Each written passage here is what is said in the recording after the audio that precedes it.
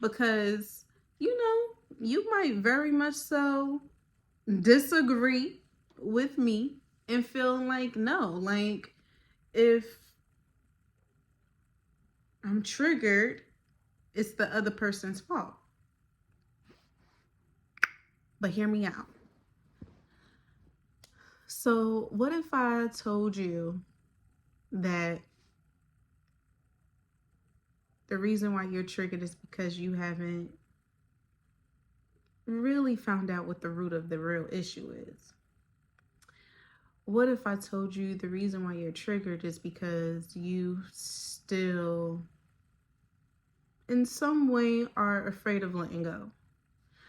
Well, what if I told you if, you're triggered because you didn't accept, you know, your position in this particular problem or situation? What if I told you you're still triggered because you haven't spoken out, spoken your truth, spoken out, or confessed to anyone about your experience? What if I told you you're triggered because you haven't taken care of yourself and you didn't go back and take care of your inner child? Inner child, your younger self. What if I told you the reason why you're triggered is because you tend to let people take advantage of you? You haven't created any boundaries for yourself. What? Because you didn't do the work. What if I say you're triggered because you didn't do the work? What if I say you're triggered because when you had the opportunity to go back to that person and to handle and to find resolution, to reconcile, you didn't? Now, this could very much so be triggering, because now you're remembering all of these things. You're remembering what you've experienced. You're remembering your body is like, damn, I want to punch this girl. I don't know who this girl is, but I want to punch her in her throat because she talking too much. She probably talking too loud. But look, I'm here to also give grace. I'm also here to encourage you. I'm also here to let you know that I've been in that place. And this is one of those situations where you juggle accountability and you also juggle healness and resolution, so that you can move forward, so that you can be a better version of yourself, wholly, so that you can be wholesome, so that you can move forward to be the best mother, the best woman, the best man, the best father that you can truly be to your kids, to yourself, to your younger self, and really find out like what the root is. And I know I touched on the root a little bit, or probably a lot, in the last episode, and of are you okay with never being healed? But what it boils down to is really like the work, the true work. And the true work is making sure that you do go to therapy. And if there is anybody out there, just want to put a pin in that. If there's anybody out there that's listening or watching this video, please go to therapy. Please find a person that you can connect with, that is for you, that supports you, that can help you navigate every single step, every single milestone, every single moment that you have experienced that has traumatized you, to where you feel like you can't love, to where you feel like you're unlovable, to the point where you feel like, you have to medicate with drugs, with liquor, with sex, with people, with Just please, please, I beg of you, I encourage you, I do whatever it is, please find a way to connect with someone to assist you in this life. Yes, we go to God, we pray. Yes, we fast, we pray, we try to cleanse, we detox. Yes, we do things naturally, but they're like, listen, it said like he knows, God knows, your spirit knows, like universe, whoever is your higher power that you believe in, like they know. But you still have to do the work.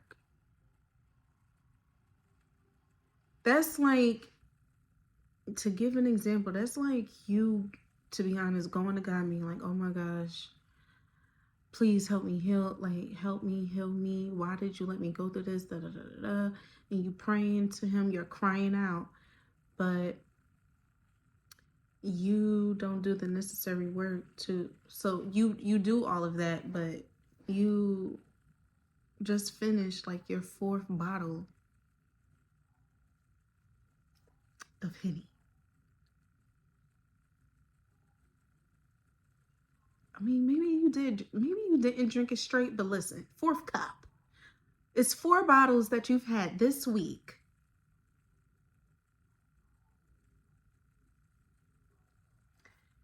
You probably just finished your 3rd blunt. I will give you a pass for 1 because you're just trying to soothe out the day. The day was stressful, but you want your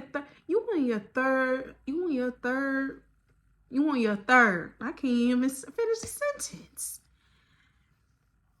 I mean, I would say, man, you done about on your 5th line of a sniff. I ain't gonna get that deep, but I'm gonna leave it right there. Like, listen, like you get the point. You catch the drift. Are you picking up what I'm dropping down? Because all I'm trying to say is you are finding something to cling to. You are finding something to medicate, and you're not helping yourself. You're literally just trying to get by. You are trying to hide the fact that you are going through something and that you need to heal from that. And we really have to be open into doing the work if we really want to be completely healed. If we are going to be honest about being triggered. And that's why I do say that in some cases, I definitely feel like when we use the word trigger, you're triggering me. No, I'm not triggering you. I literally said, like, look, this is how I feel about this particular situation. And what triggered you was the fact that I'm bringing something to you that you need to deal with. I'm not in no way trying to hurt you. I am in no way trying to badger you, trying to nag or whatever. I'm literally presenting something to you that needs to be fixed. And how are we going to handle this? Or how are you going to handle this? And you can't be mad at that. You can't. I mean, you can be uncomfortable because maybe you are used to brushing things off. Maybe you are used to sweeping everything under the rug. And then when you meet a person or you connect with the person or whatever, and they are literally holding you accountable for something or having you like solve it and you become uncomfortable, that becomes a trigger for you because you are uncomfortable. But that's not the person triggering you. That's because you still accustomed to what you used to do when you was going through shit, when you was going through stuff, when you was going through the heavy stuff. And to be honest, maybe you wasn't going to God. Maybe you wasn't praying. Maybe you just was medicating your entire life.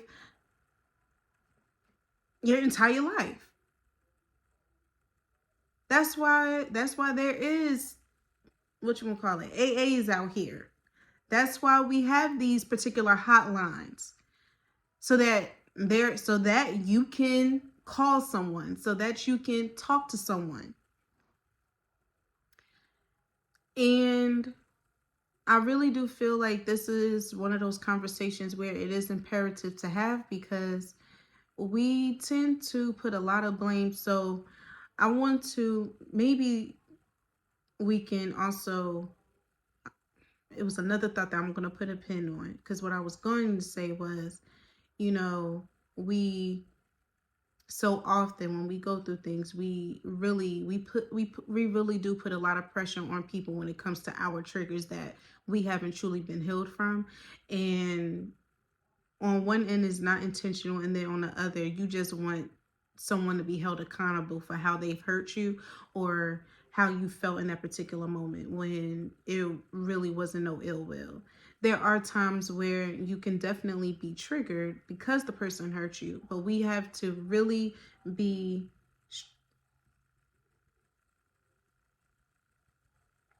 we have to determine if you're being triggered because this person hurt you, or if this trigger is stemming from the past.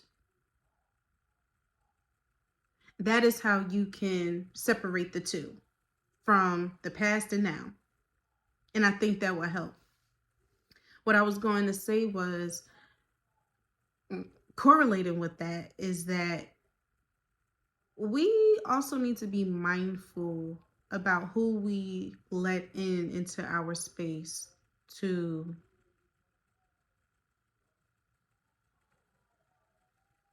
take care of us. And there can be a person that is not on your level emotionally, spiritually, but you're willing to still grow with them because you are not completely there yet either.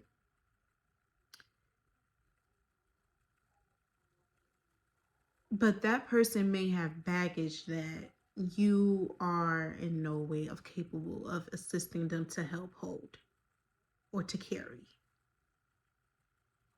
And so when you start to hear, or you starting to feel like you are being the blame a lot more times than some about what you're not able to do, is because they are trying to hold you, responsible for some of the things that they have not healed from.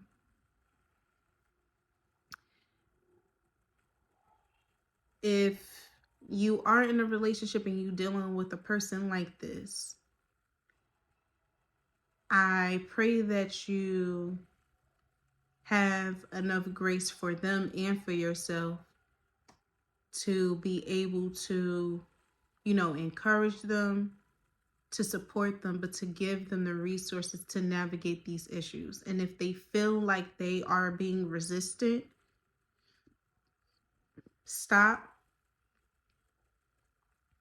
take a pause, tell them, this is where I am not equipped and have the tools to help you. We need to go to therapy. We need a mediator. We need a third party. And sometimes you do have to be that honest.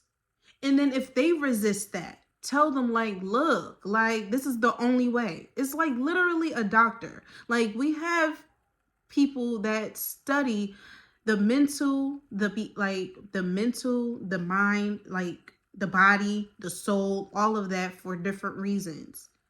Just as much as we have people cut us up to reshape our bodies, to resculpt, and to also make sure that our heart, our liver, our stomach is pumped. All these things, we have these doctors, these surgeons or whatever. There are psychiatrists and psychologists, therapists, counselors that go through years of studying the behaviors, the studying the mind, studying the brain, the body, studying what triggers and what don't. They are considered doctors.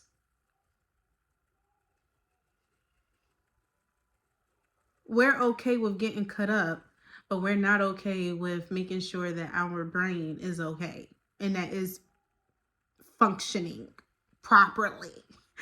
Like, and I definitely feel like that is something else. That is one of those things that has been passed down from generations because of silence, because of how resources have been kept away from us for so many years. And when I say we, I'm talking about my people. I'm talking about the POC and the Black community. Anyways, I just want us to continue to do the work, because that is what is needed. And that is one of the things that you're going to need in this journey. Remember, this is a journey, not a destination. There are going to be times where you're going to be triggered by the person that truly hurt you, but by the person that truly hurt you. Like, I ain't gonna lie, when I have arguments with my dad, bro, I'm triggered as hell, and I be wanting to be small. But when I open my mouth, I'm like, look, I'm not 16 no more. I may not start off the sentence as that, but in my head, I'm like, look, Ronnie, you are not 16 no more. You are 30 with a whole child. And granted, you are still your parents' child, but you're an adult. Are you going to speak up, or are you going to, okay, pick your battles? There are going to be times when you're going to speak up, and there are going to be times you're going to hush up because you don't have the time in the day, and you don't need that type of energy. Okay? That is real life. When you're dealing with people, not just your family and your friends, but when you're dealing with anybody, you pick and choose who it is that you want to have an argument with, a debate, an effective communication with, effective dialogue. And you pick and choose what it is that you're going to express. I'm not going to lie. What also triggers me, and it triggers me, but I know that I still am capable of being a listener and being open in that conversation. I do not like it when people raise their tone. Now,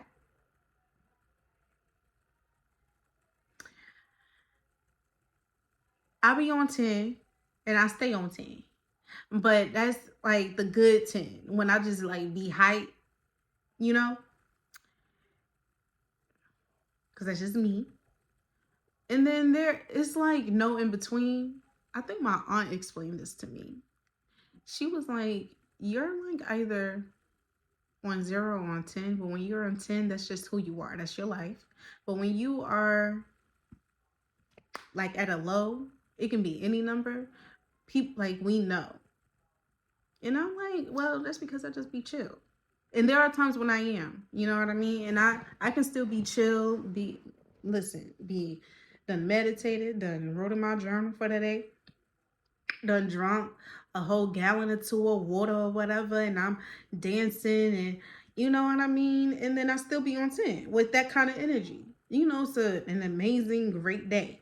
And then there are other times when it actually don't even be 10. But when you yelling at me, you not listening, you want to get rowdy, you want to become a rough rider, like, okay, because I can do it too. That is the energy that I be having.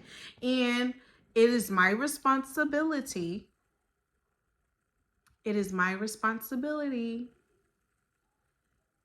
to not always be on that same energy, because that's going to end up lowering mine. There are times when you can match a certain energy or whatever and still be able to be okay with how the conversation or whatever goes. And then it's other times that when you match their energy, they don't be ready for the energy that you got, because you come in stronger and you come in harder. And it be like that. But when you think of this, right? When you be like, excuse me, you triggering me. Take a moment.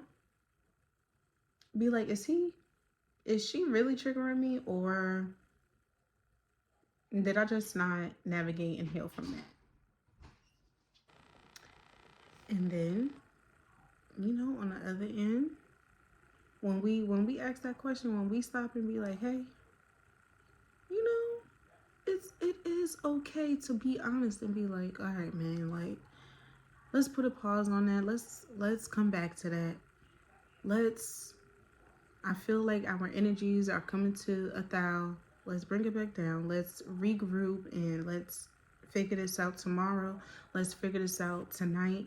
Let's talk about it right before we go to bed. One thing about me, I don't like to, like, if I'm in an argument with my man or whatever, I don't like to go to bed with an attitude. I'm not even gonna lie. Now, look, if we have an argument and you decide to have an argument with me while I'm cooking or before, I'm gonna still feed your ass. But look, I'm not making your plate. You are grown now. I don't feel like catering. And that is real. Listen, I know there is a wife, a girlfriend that is probably listening to this, laughing, kikiing, or thinking about that moment that they had an argument with their man, probably yesterday or probably right now, child. Just go ahead, just replay this part. And they like, damn, I'm this close to doing a spell in this food. I'm this close to spitting. And then it's like, well, he gonna like it anyway, cause okay, TMI. But look, maybe he not gonna like the spit. But I bet you if you did some quick little spell work, poison, I bet you it'll taste the same. I bet you it will taste the same. But the point of the matter is, it's okay to put a pin in certain moments that seems to be too much. It is okay to, you know, to take responsibility, to hold that bag. Listen, to hold those bag of marbles, all those, and you got this bag of marbles, and all those marbles are just different triggers. Either you just waiting for somebody to slash the bag, you drop it, you drop the ball, whatever. Like, it's okay. And it doesn't make you, me, or anybody like a horrible person. We all have different triggers because of the experiences that we've gone through. It's really just a matter of, are we going to continue to let these trigger us, or are we going to trigger the trauma? Are we going to trigger what we've been through? Are we going to handle it? Are we going to fix it? Are we going to make this better for ourselves to be a better person? Mentally, emotionally, spiritually, physically. One thing about it is when we going through this life, we stressing out because we have we have trust issues and we have attachment issues. We are clinging on and holding on too much to too many things that needed to be let go years ago, probably just yesterday, and you still making a decision or whatever to hold on to it because you scared. What are you scared of? You scared of your man letting you go? You scared of your woman letting you go? You scared because you have these different expectations and you were supposed to live up to it because of what you showed the outside world and not what you showed yourself, the truth. You were afraid because, you said that you were supposed to get married, have kids or whatever at this certain age, and you probably a few years past that and you probably filing for a divorce. Or you didn't get married yet. You afraid because you didn't go to therapy yet? I mean, what is it? I want to know. Because I know for me, there's a few people that it took a while for me to let go. Whether it was a few months, maybe years. I still let them go. I still put a pin in that. Let's separate for a second. We need our own space. Let's regroup. And sometimes that regrouping takes years, okay? Whether y'all co-parenting or not, listen. Separate just for a little while. You need it. I did it.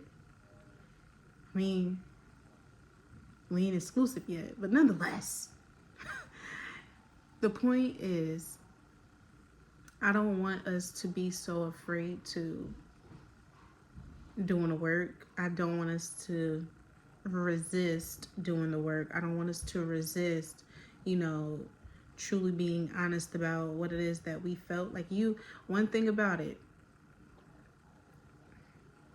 quoting Imani Cohen, honor your feelings and let them pass.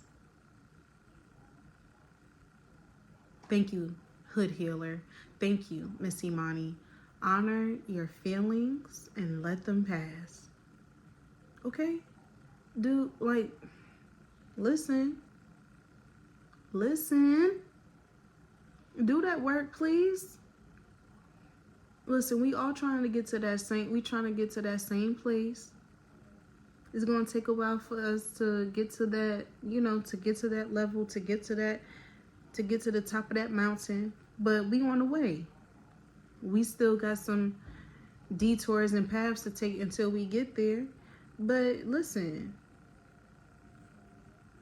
if joy is the destination, if peace is the destination, if love, self-preservation, if healed, not healing, but if being healed is the destination and you don't want any attachments to that, you have to be willing to let go and accept the place of where you were at and where you wasn't. Are you going to still have attachments from the things that you've gone through the past? Or are you going to you're going to have those attachments so that it can constantly set you back? Are you not willing to learn from what it is that you have gone through?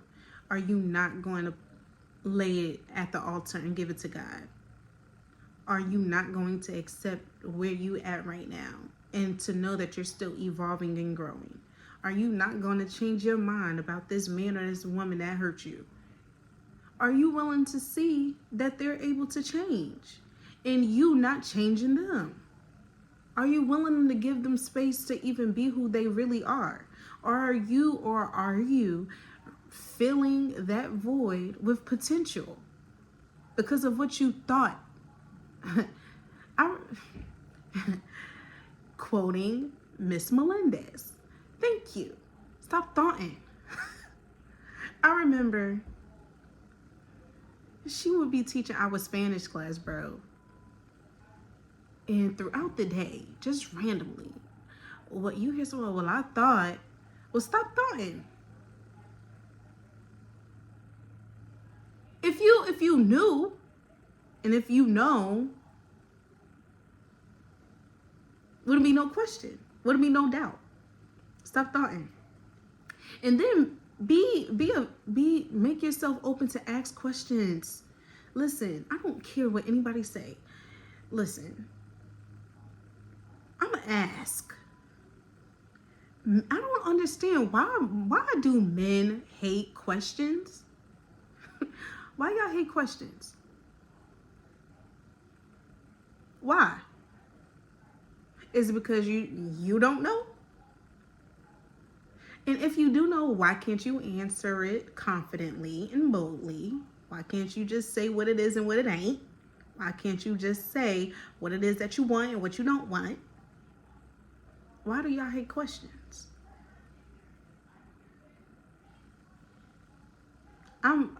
Listen, I'll ask 21 questions in a heartbeat. Try to make sure it make all sense, okay?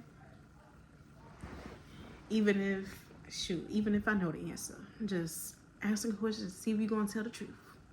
To be honest. Because I want you to tell me. I want you to use your voice. I want you to be vocal. But I also want you to do the work. So really, this episode is really about doing the work. And it's kind of about accountability, but also being responsible for your healing process. Because nobody is responsible for it except for you. Nobody is responsible for that except for you. And nobody really, and then, you can't hold nobody else responsible if you're not willing to share and be vulnerable about what it is that you've gone through so that they can actually help you.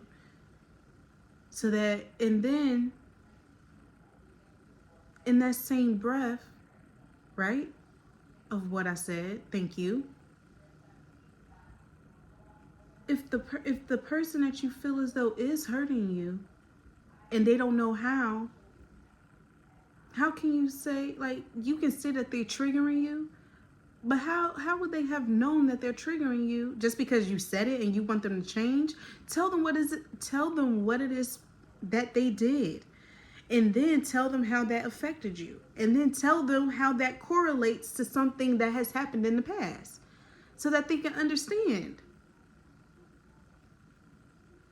You're willing to put this particular blame or trigger on someone else, but how am I a trigger if I don't know what it is that you've gone through or that you experience? All because what it is that I'm saying is a trigger?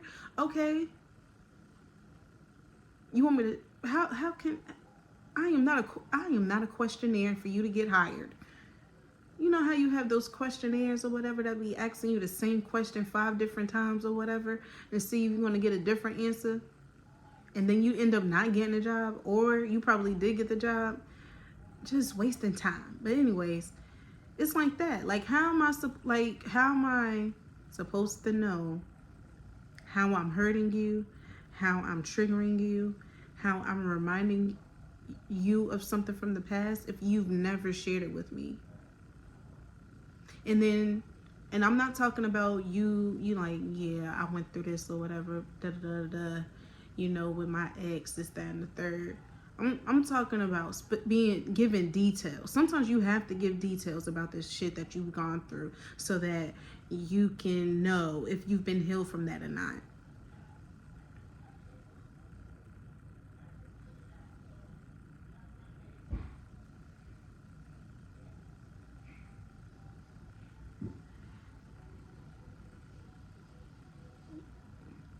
Get to the nitty gritty. That was a long pause, but if you watching this, you're gonna see, because I was about to take it somewhere. I was. That was a let that sit and let that marinate.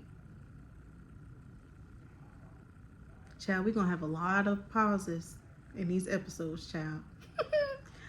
Because I'm sitting here and I'm thinking, I'm like,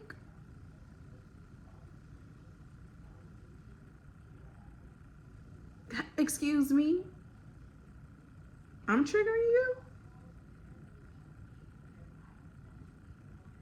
How am I triggering you? What did I do? And explain. And then, because then you're going to have to ask, well, why? How does that correlate with this? What did I do that is similar to that? Did she or he do that? Or was it deeper? What is the root? Nothing can grow if you have weeds. And that's why you have to pull them. And you pull them from the root, from the ground. Because it affects the root. Letting things go. So,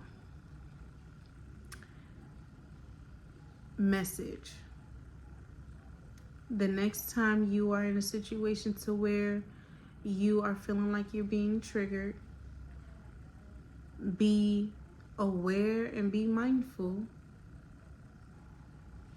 of the moment that you're in that moment that you're in. If you realize that you're still being triggered, remind yourself and ask yourself, does this person know what it is that I've gone through that has made me felt triggered? Ask yourself that and be honest. Stop blaming other people for things that they have no idea of what you've gone through and how you've dealt with it.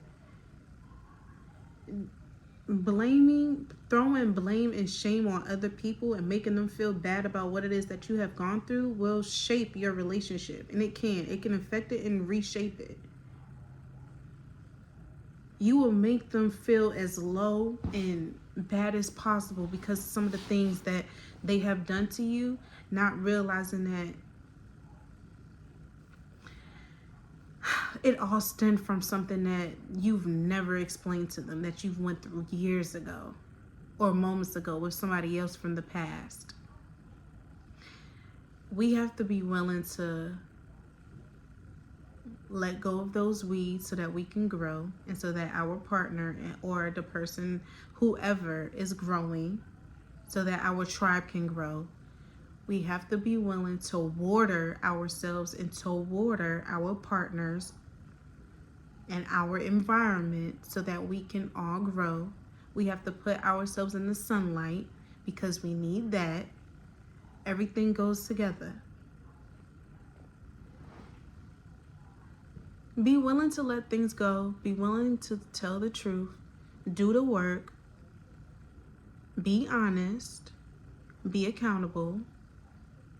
And share. This is what this podcast, this is what I Am Dina is all about. Is finding your voice through trauma. And that's finding your voice in every way. That's finding your voice through an argument. That's finding your voice through a cry out of sadness. That's finding your voice through happiness. That's finding your voice through being healed, being at peace. That's finding your voice through stress. That's finding your voice through triggers. Everything that has put you in this place or whatever now to where you felt like it was all, that it was it. That this was your last day. That made you almost make the choice that it was your last day. This is what this is about. This is a guide. This is a push. Look at this as a push. If you're not in therapy, I hope you take liking to this. I hope you are comfortable with this. I hope you are open to listening. And